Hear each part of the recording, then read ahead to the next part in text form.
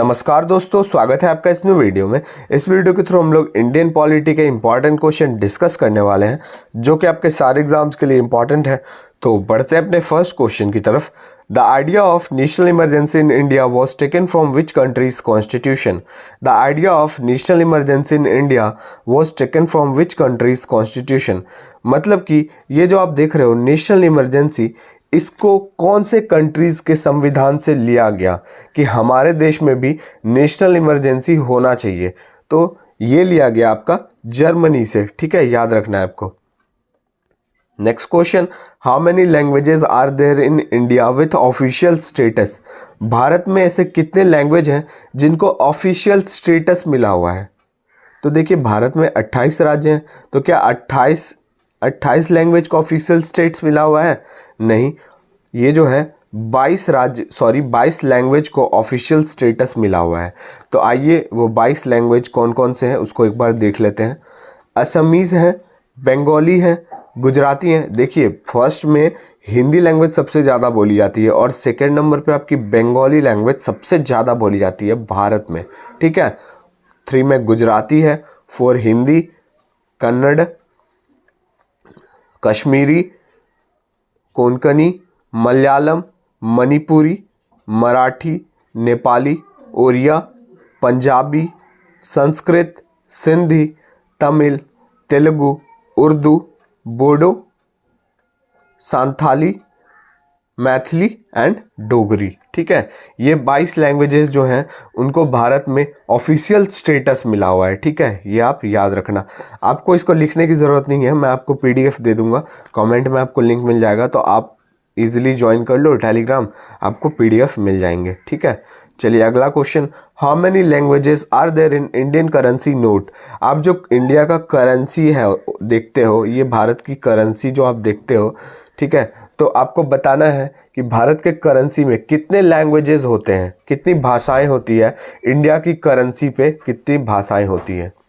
तो देखिए इंडिया की करेंसी जो होती है उस पे आपको 17 भाषा देखने को मिल जाएंगी, ठीक है। आइए उन 17 भाषा का नाम मैं आपको बता देता हूँ।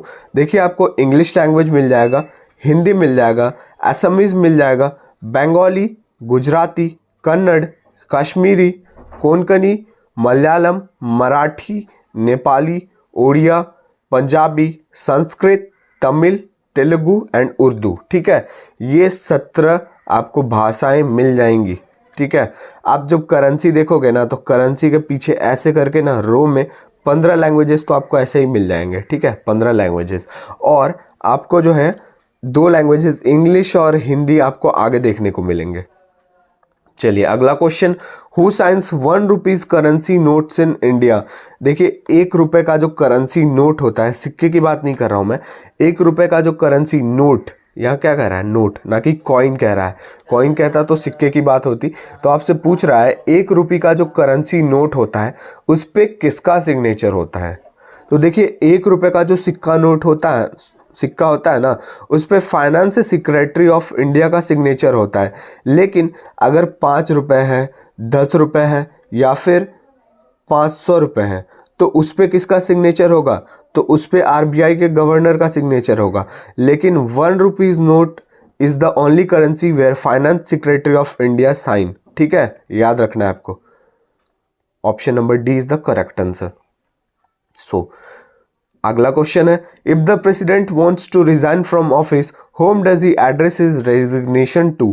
if the president wants to resign from office whom does he address his resignation to।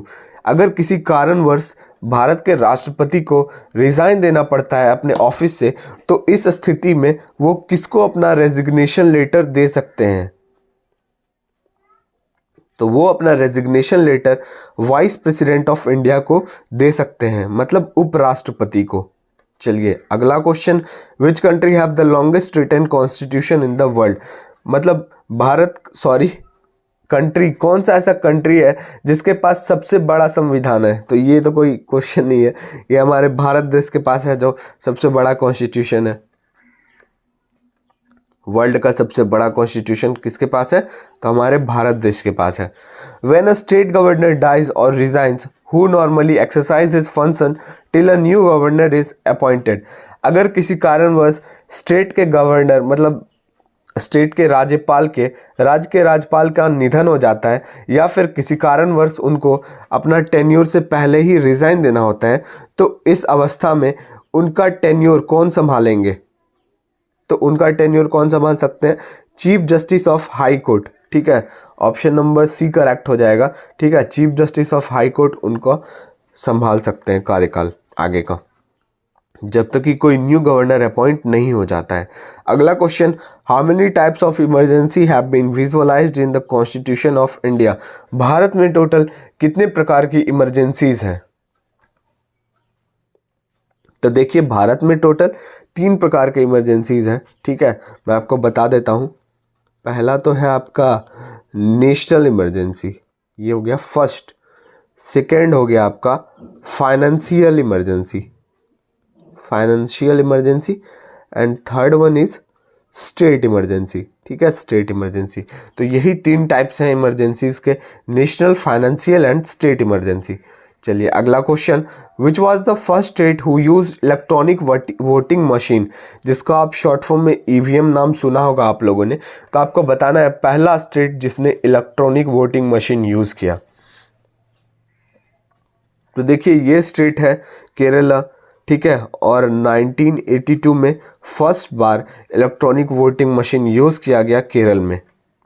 Next question, the supreme court of India was setup by the supreme court of India was setup by the Bharat का जो supreme court है तो वो किसके द्वारा setup किया गया? Constitution, parliament, president या फिर प्राइम मिनिस्टर?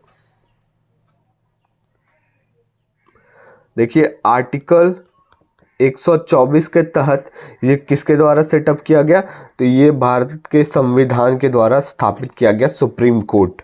चलिए अगला क्वेश्चन है आपका, the supreme court at Calcutta was established by the supreme court at Calcutta was established by.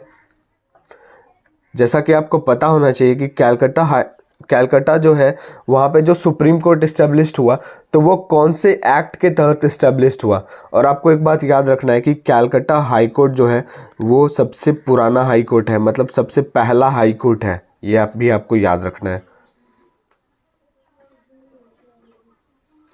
ये आपका करेक्ट आंसर ऑप्शन बी हो जाएगा, रेगुलेटिंग एक्ट 1773। चलिए अगला question, the Balwant Rai Mehta committee was associated with. पूछ रहा है आपसे बलवंत राय मेहता कमेटी का संबंध किससे है? म्यूनसिपैलिटीज से, इंडस्ट्रियल पॉलिसी से या फिर पंचायती राज से या फिर बैंकिंग पॉलिसी से? तो देखिए, इसका संबंध जो है वो पंचायती राज से ही है। और ये जो 3 टायर है ना, जो 3 टायर होते हैं पंचायती राज में, ये इनके द्वारा ही प्रपोज किया गया, बलवंत राय मेहता कमेटी के द्वारा। ठीक है, चलिए अगला question, the article 17 and 18 of constitution provide. Bharat का आर्टिकल मतलब अनुच्छेद 17 और 18 क्या बताता है? Economic equality, political equality, religious equality या फिर social equality?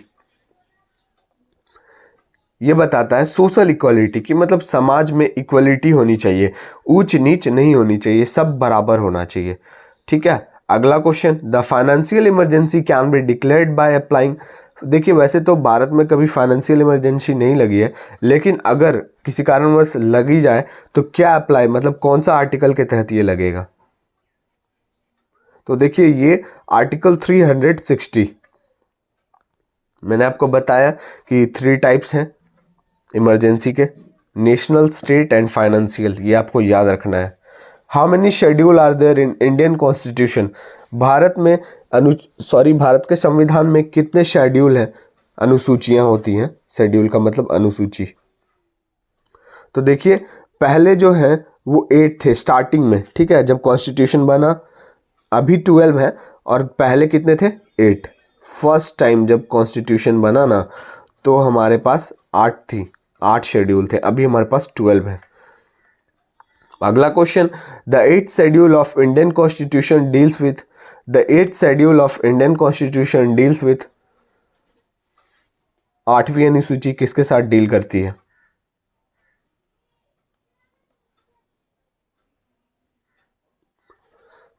Right answer option D, official language.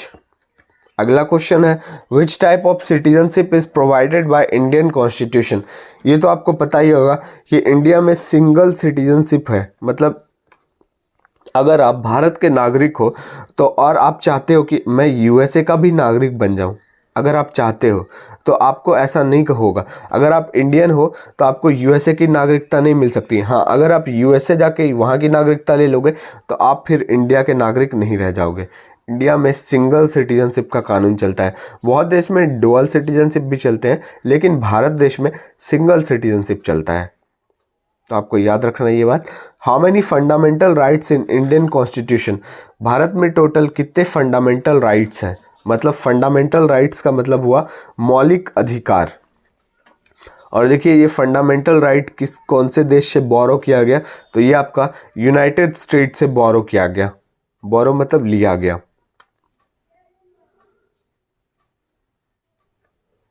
Option number C, total 6 fundamental rights है। Next question, who has the power to implement fundamental right. Fundamental right को implement मतलब लगाने का power किसके पास है, तो देखिए ये इम्प्लीमेंट करने का पावर है आपके supreme court and high court with article 32 के तहत। चलिए last question, at present right to property is a. Right to property क्या है अभी के समय में, right to property is a legal right. तो वीडियो को यहीं पे एंड करते हैं। वीडियो अच्छा लगा और हमारे चैनल पे आप नए हो तो लाइक शेयर और सब्सक्राइब जरूर करके जाएं।